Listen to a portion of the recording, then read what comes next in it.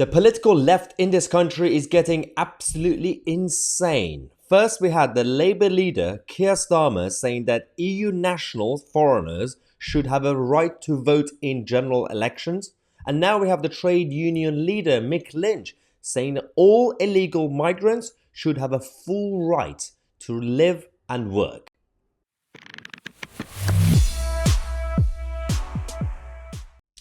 Total insanity, ladies and gentlemen. Welcome back to the show. Let's talk about what's going on with Mick Lynch. Yeah, a friend of the Labour Party and Keir Starmer. The man who's been very, very disruptive over the last year or so with his strikes and demands. Now he has a new demand as a trade union leader and essentially a politician, just an unelected one. And very rich, by the way. Let's not forget how much money these trade union barons earn. So, Mr. Lynch now demands the government gives full rights to all illegal migrants, including employment from day one.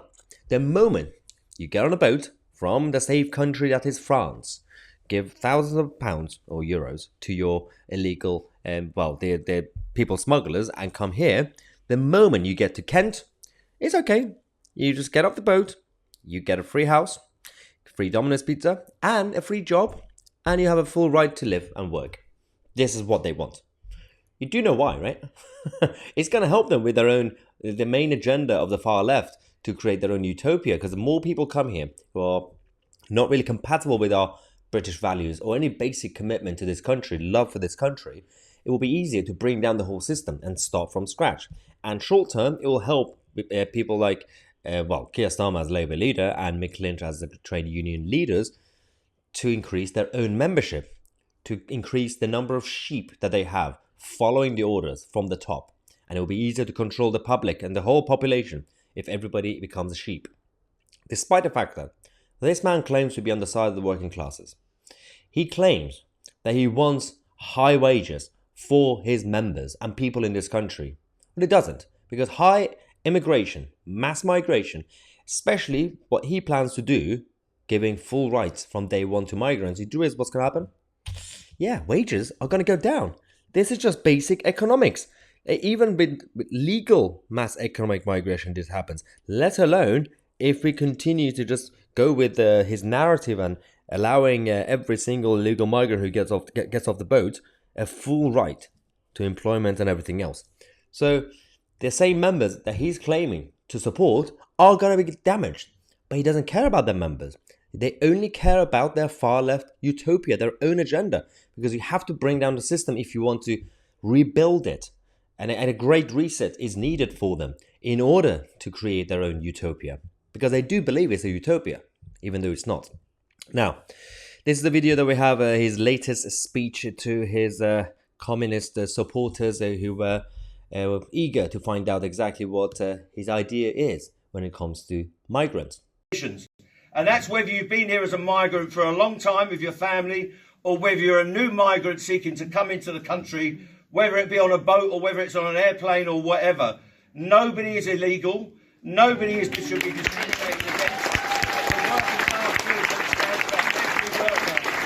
Nobody is illegal. Oh, really? Okay. I'm going to give you a challenge, Mr. Lynch. Why not get on a plane without any passport or anything and go and enter China or Saudi Arabia or Canada or Australia, anywhere for that matter. See if they'll let you in without any documentation.